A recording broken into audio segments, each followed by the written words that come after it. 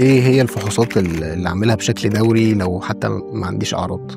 إحنا برضه الثقافة عندنا في منطقة الشرق الأوسط مش ثقافة المتابعة المنتظمة، اللي هو لو أنا ما عنديش حاجة أعمل check up،